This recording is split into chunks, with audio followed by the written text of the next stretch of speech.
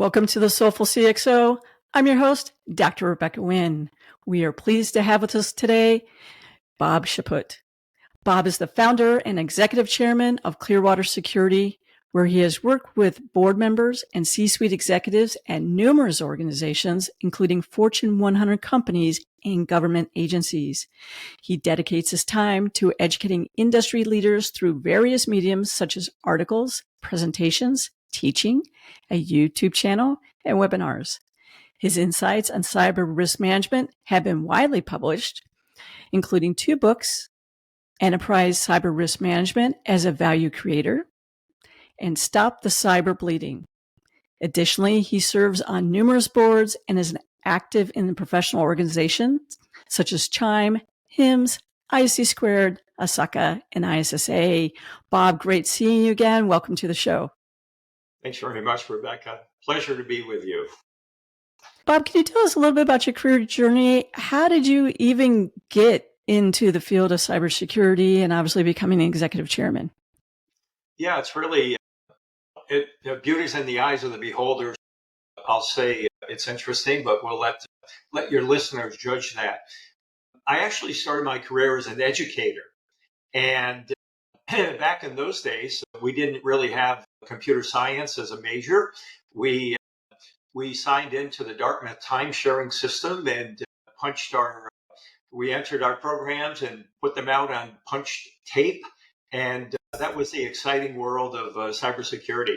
I taught for a number of years, and the interesting thing was I watched many of my graduates go off and begin jobs as computer programmers, earning twice as much money as I was earning as a teacher. So I decided I would throw my hat in the ring. I went to work for GE, joined their financial management program. I was a computer programmer, and for those who have some history to them will recognize the language COBOL. Did programming in COBOL and Fortran, Pascal, languages like that. And I found that so fascinating. Wow, they're paying me to do this. I was enjoying it so much. I progressed through the ranks at GE, ultimately became a vice president, chief operating officer in GE Information Services.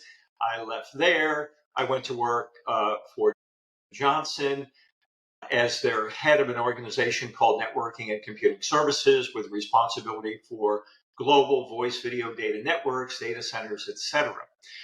Just rewinding for one moment, when I was at GE, early in my career, my first exposure to security was commercializing what had been an internal GE disaster recovery facility and selling those services to outside companies. And I was the operations manager there. And then jumping back to Johnson, incredibly enough, in 1993, there was not a chief information security officer at J&J. I built the program, made the proposal to the board of directors, and ultimately embarked on a program to bring someone in and do that work. And since then, I've been involved largely in healthcare, in privacy, security, cyber risk management, and among other things.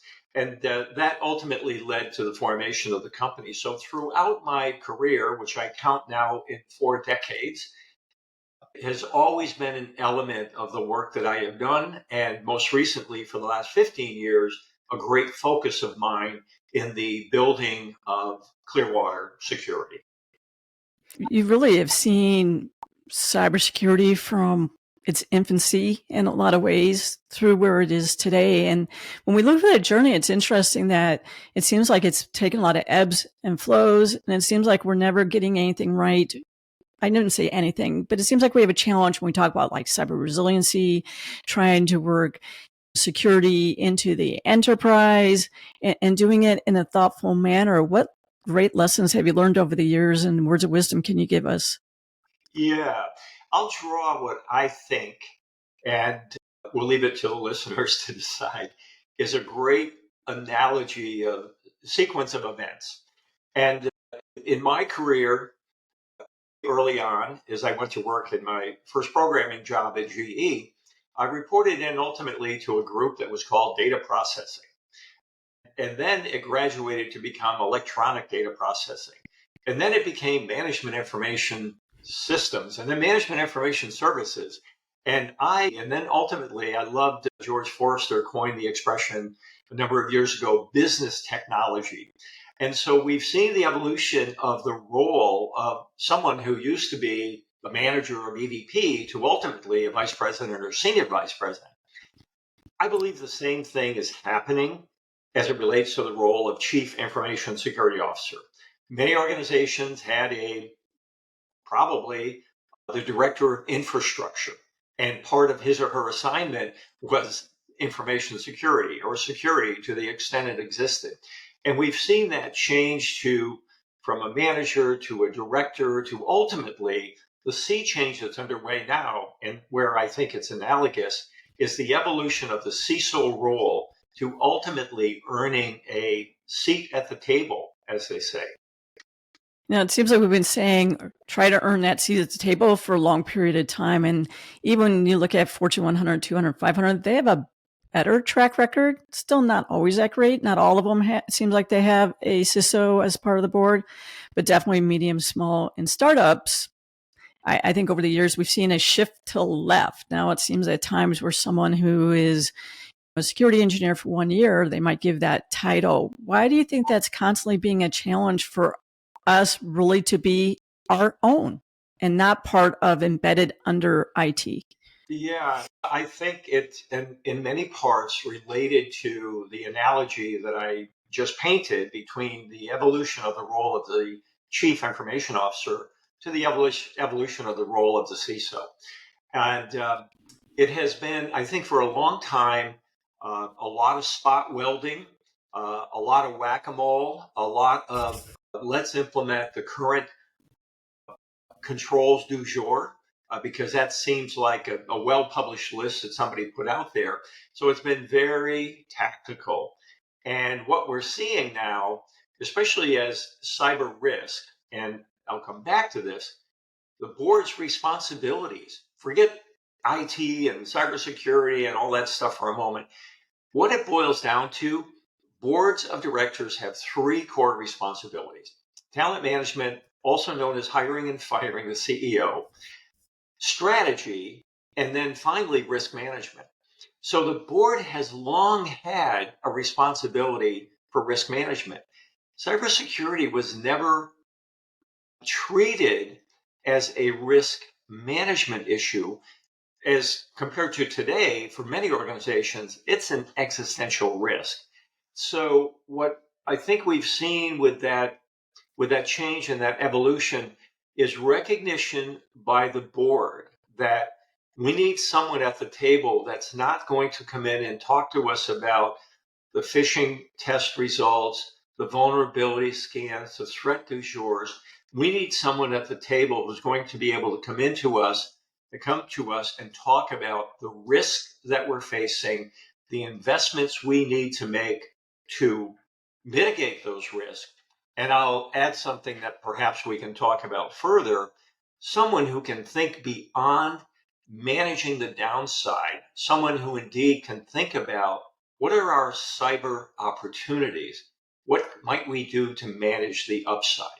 So I think this combination of factors has led to the need for the evolution of the role. And I'll make one other comment. In my career at GE and Johnson, and it was first at GE, as the role evolved in both of those organizations, decentralized, lots of operating companies all over the world, every one of which had a director of IT.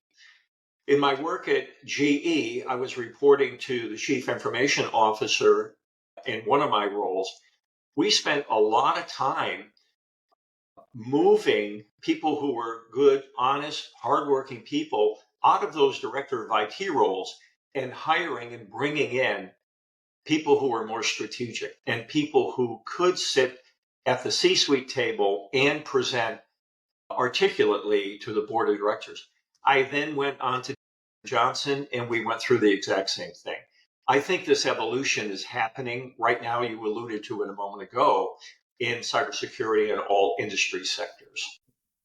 Yeah, I agree with you. I use the CISO framework quite a bit personally, but I would tell you, it seems like I am an anomaly out there quite a bit when you talk about middle size and startup companies, a lot of times they just want to know how many vulnerabilities you process today. And I'm like, that's not what you should be focused on when you're talking about strategic alignment and when you're thinking about stakeholders and you think about board directors and venture capitalists and private equity and where you need to go and where you really need to do dollar outline. A lot of people don't know how to tell that story. Can you walk us through maybe a framework or something like that we could use to try and be more successful in having those conversations? I think there are a number of things that the CISO or the aspiring CISO needs to do. But I'll start out with something really basic and fundamental. I alluded to it earlier on, and it's know your audience. Know what's on the mind of, and I'll start with the board of directors, and no disrespect, skipping over the C-suite, but I'm an advocate of seeing the CISO role move way out from underneath IT and into someone more strategic in the business, if not the CEO, the chief financial officer, chief risk officers, someone along those lines. So no disrespect, don't mean to skip over the C-suite, the very important part of this, but I would go directly to what's on the mind of the board of directors in those quarterly meetings or the interim meetings that they had. And there are three things that I mentioned before. Number one, talent management. Number two, strategy. And number three, risk management. That's a good opening point right there, because the board has always worried about risk management. Probably the first way for a CISO to hook the C-suite, to hook the board, is to be able to get engaged in risk management conversations in the way that they speak about risk management. So how do you do that? If you're a CISO or an aspiring CISO and you've not already done so, join their club. Join the National Association of Corporate Directors. Join the Digital Directors Network. And there are many other organizations out there, and begin to attend and listen to the kinds of things they're talking about, because cybersecurity, cyber risk management has evolved and emerged to be a big deal. Obviously, master of the obvious as I can be, and the boards are talking about it. And these represent forums where people can begin that conversation. Beyond that, let's put that in a category of hopefully a suggestion that's useful to people. Oh, and by the way, I'll put in a plug. If you are a CISO today and you have aspirations at some point in life to retire, there's wonderful work to be done as a member of the board of directors. So if you want to begin to think about post 40, 50, 60 hour a week day job and begin to think about contributing to an organization at the board level, sign up for these organizations, start drinking the Kool-Aid, and you'll kill two birds with one stone. Future career planning, number one, and number two, get connected with the board. So where I would go in terms of some of the things that you really need to think about, there are multiple steps. My number one is governance. If you don't have the right governance in place, starting at the board level and working your way down, and here's a simple but very practical, useful three-tier model. There's a committee on the board. If they're not clearly visible in terms of who's responsible for risk management, or more specifically, cyber risk management, help identify that group, codify their work responsibilities in the form of a charter if it doesn't already exist. From there, go down to your C-suite. Call that level 2 in a three-tiered structure. And then finally, make sure you have a cross-functional team of people who are responsible for the operations of your cybersecurity program.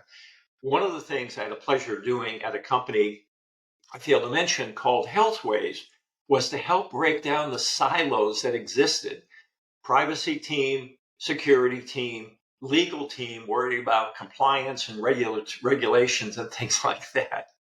And there was all kinds of finger pointing, never collaborated together.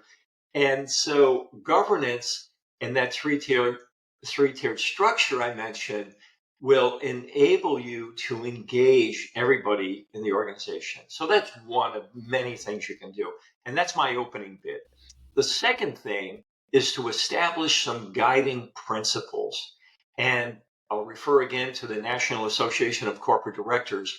They, in connection with the Internet Security Alliance, have published probably 4 or 5 versions of a strategy book that basically, a strategy document that basically outlines a principle-based approach to cybersecurity. Look at some of those principles that are out there. Don't take them wholesale. They may not fit your organization, but think about what fits in your organization, in your team. Another thing, and I'm going to stop at 3 for now. For me, the building blocks of your cybersecurity program comprise 3. Number 1, adopt a framework. Number 2, adopt a process. And number 3, adopt a maturity model. The framework is all about, as is articulated, I'm a huge fan of the NIST approach to cyber risk management. The first one I would recommend is the NIST cybersecurity framework. Been around for a long time, is being widely adopted across the globe, being widely adopted in all industry sectors, and use that as a tool to create the alignment between your business goals and objectives and your, I'm going to call it ECRM, Enterprise Cyber Risk Management Program and Cybersecurity Strategy. I know that's a mouthful, but you need to have business goals and objectives driving and ultimately causing your cybersecurity program and cybersecurity strategy goals to be aligned, tightly aligned. So I would really encourage you to adopt the NIST cybersecurity framework. In terms of a process, there are ISO processes, there are CISO processes, there are the NIST process. Again, I'm a huge fan. Public domain information, all for free. NIST special publication 800-39, the overarching document on cyber risk management with some ancillary documents that tie into it, including my favorite subjects, how to conduct a comprehensive enterprise-wide cyber risk assessment, NIST special publication 800-30, adopt a set of processes. It doesn't have to be NIST, it can be ISO. I'm a huge NIST fan. And then last but not least, the maturity model. If the framework is about helping you articulate what you're going to do, the process is about articulating how you're going to do it. And then finally, the maturity model is all about, are we getting better at this year over year? 3 fundamental things. There are many more recommended implementation steps that I could provide, but I'll stop and take a breather on those 3 for now. That's a great initial steps to take to go ahead and walk through that. And it's interesting when you talked about companies and you talk about the governance, risk, and compliance. Every time I've done an assessment of a company and they said, oh, but our governance, risk, and compliance, they're fine. Don't bother to look there. That's the first place I look, and I find out it's not all that great. They have policies and procedures that are out there. No one's read. They're old. They're outdated. The GRC department generally as a whole are clueless of what's going on with the rest of the business. And because they don't talk business, and we find that in cybersecurity as well, too. The businesses want to grow very quickly. In today's world, they want to go hyperspeed, and we're playing catch up, unfortunately, and those can have ramifications. If someone does not have an enterprise risk management program or cyber security risk management program, and then they go to say, we want to go implement that, they're going to immediately get pushback because you're going to say, what is the amount of time and effort, and what are you asking us to do again? How should they try to overcome those objectives strategically? I should say those, not those objectives, but those complaints. Yeah, that's a great question. I've had over the course of the last 18 months, the great fortune to work with an organization called IONS Research, the Institute of Advanced Network Security. And in their business model involves bringing in folks like me to comprise their faculty. And we have an opportunity to work with organizations that are noodling through many of the issues that we're talking about. One of my standard opening questions is, tell me about your GRC program. What's the state of the art? Invariably, the responses go along the lines of, it's maturing, it's a little wobbly, we've had a lot of changes. A lot of people have put up a GRC program as window dressing, and there's not a lot that's really happening underneath it. And to overcome some of the obstacles of getting started, I would go back to some of the things I said a moment ago about governance, guiding principles, alignment of business goals and objectives with what you're going to end up with in your cybersecurity strategy, and things like that.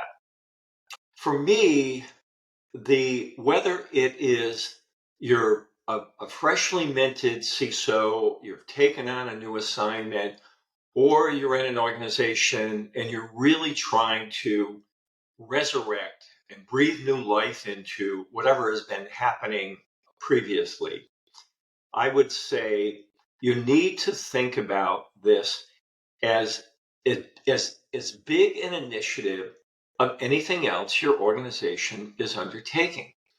This is not a project. It doesn't have a start date and an end date. It's typically transformational. Many corporations have embarked on, over the last 20, if not 30 years, major digitization programs, and some more formally than others. But for those that have done it right, they have regarded it as a transformational program. And like any other transformational program, for me, in my experience, there are 5 key capabilities that need to be developed and matured. Number 1, I mentioned governance. Number 2, people. The right people with the right motivations and the right quantity of them to pull this off. Number 3, process. Number 4, technology. That's classic, right? People, process, technology. And then last but certainly not least is engagement. And now let me touch on those. I talked about governance. I talked a little about, so the next thing in line is people. Lots of organizations are struggling with the right number of resources and the right caliber, quality of people in their organizations. That's always an issue. I want to come back to a matter of a change in thinking about cybersecurity as purely a cost center and begin to think about it as more of an investment center. I have so many sidebars here. Let me do one more sidebar off that sidebar. This goes back to the beginning of my career. In I think it was 85, the famous Harvard Michael Porter, the genius of marketing, and an individual from Deloitte published a paper, the exact title of which was I can't remember, but something along the lines of use information for competitive advantage. We're there now. Okay, let me rewind from the sidebar and I'll come back to that. What we need to do, if we're going to justify more people and the right people in the organization, is we need to start changing our thinking from purely playing defense to playing offense and sitting at the table and contributing to those strategy conversations. Process. I talked a little about process. I won't belabor that.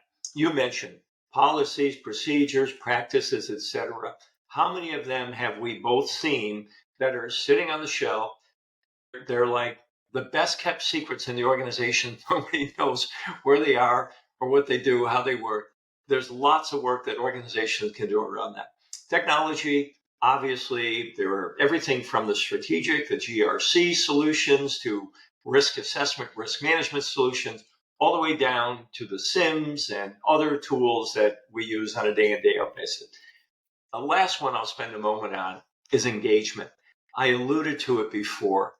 This is a team sport, ladies and gentlemen. This is not the responsibility of name the most senior person, chief risk officer, the CFO, the CISO, the CIO, this is not one person's responsibility. This is a matter of collaboration and working together in so many different ways to be engaged. So how do you cause engagement to happen? Well, I don't know. I'm old fashioned. We used to do things called management by objectives. And my compensation at the end of the year was somehow tied to the things that were written in that plan. How about writing something down about cybersecurity, privacy, risk management? There are other things that can be done to facilitate engagement. I'm sure you've encountered the same thing. In how many cases do we go into the typical IT organization and say, who owns this application? Who owns the CRM system? Who owns the enterprise risk, not enterprise risk management, resource management system, the SAP, the PeopleSoft, et cetera? And it's usually the poor CIO who raises his hand. Wrong. I'm sorry. The assignment of those information assets needs to be placed in the hands of the business leaders who lead those functions that are being facilitated by those information assets. And the risk associated with those information assets need to be assigned to those people as well. That's just touching the tip of the iceberg on how we address the matter of engagement. So those would be my 5 things: classic, governance, people, process, technology, and engagement.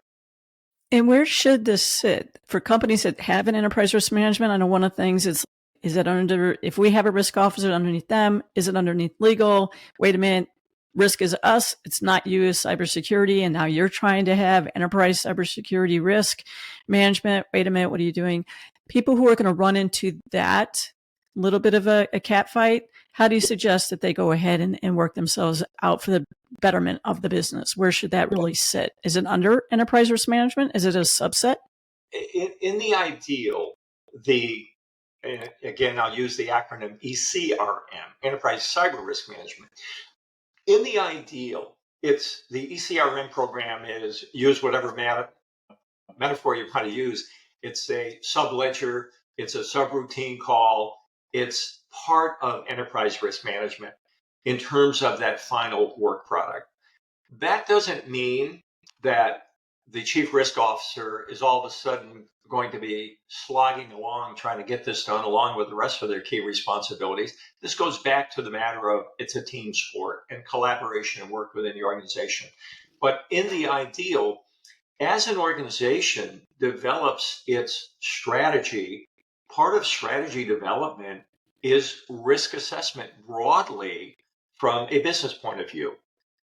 For example, we'll talk about the Ukraine war as a business risk. To a lot of organizations who ended up, notwithstanding the horrific effect on the country of Ukraine and all the people there, but from a business point of view, for businesses that were operating effectively in Russia, boom, wipes out a big part of their P&L, right? On the other side, that's a downside risk that those organizations experience. On the other side, think about the oil companies. There was a boom. And for many oil companies, that was an upside. It wasn't a risk. I prefer to choose the word opportunity. So the point is that as you're building your business strategy, you need to do risk and opportunity assessment. And we know from Risk Assessment 101, we ultimately think about assets, threats, vulnerabilities, controls, likelihood, impact, etc. All of those elements can apply equally to what our cyber opportunities may be. But back to the point, it should be in a mature organization, part of an enterprise risk management program. If we're wallowing a bit with enterprise cyber risk management, let's be real. There are many organizations that really don't have a strong enterprise risk management. In that case, then CISO, if you're in charge to get the ball rolling, you step out and begin to build the ECRM program with the hope that later you can dovetail it back into the ARM program. And again, don't take the full burden of responsibility.